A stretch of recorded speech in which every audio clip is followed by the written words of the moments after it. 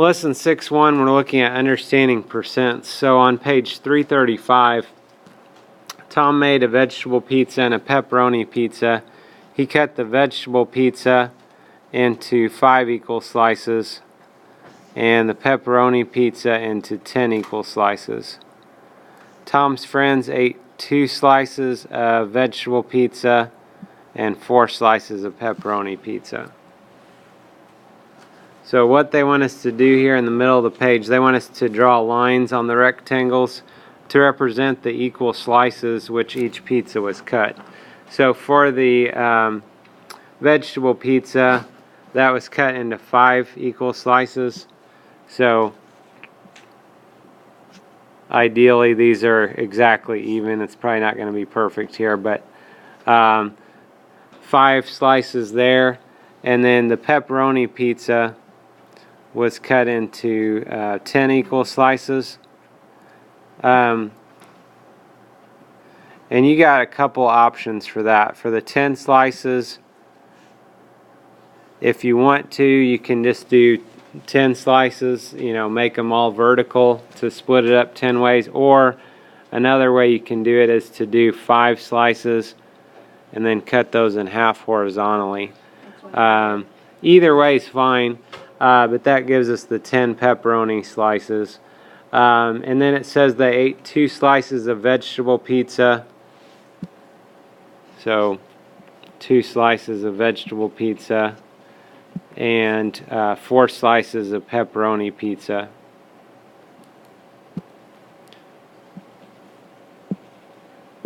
So maybe we could draw it like that. It's going to lead into our next question pretty well. So Tom says his friends ate the same amount of vegetable pizza as pepperoni pizza. How can that be true?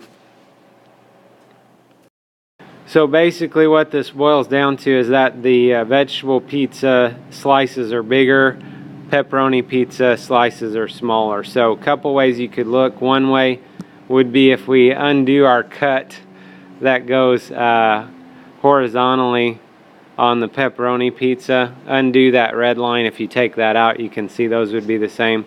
Another option would be if we cut the vegetable pizza, if we just slice that horizontally, then you can see that that would be the same as the pepperoni pizza.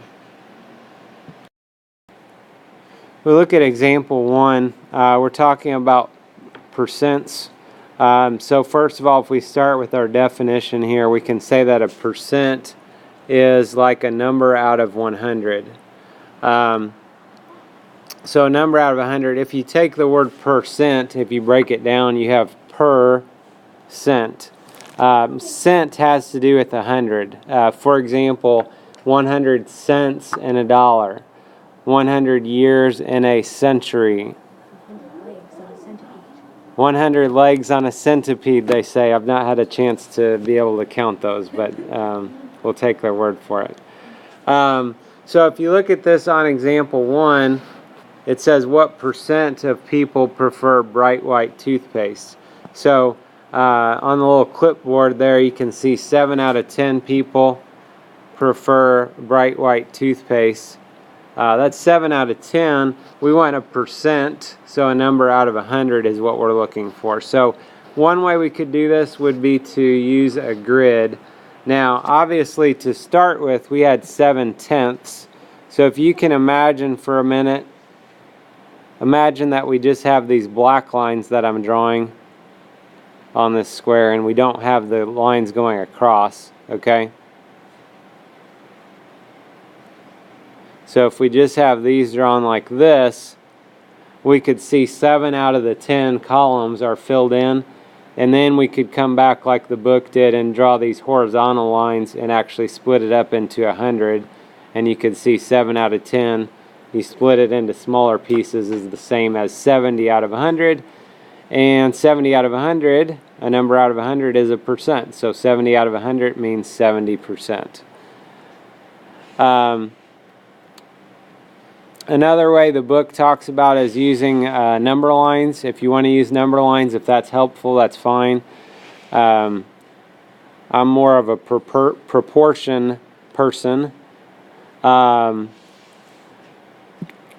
So like here, basically a similar story to what the book's doing. We could, you know, say we have 7 out of 10. How many would that be out of 100? And just like we talked about earlier, we're looking for a pattern, multiplying or dividing. Well, how do we get from 10 to 100? It would be multiplying by 10. So then we multiply 7 by 10, gives us an equivalent fraction. So that would be 70 hundredths, which means 70%, because a percent's a number out of 100. Okay, so different ways we could get that, but 70% of the people prefer bright white toothpaste.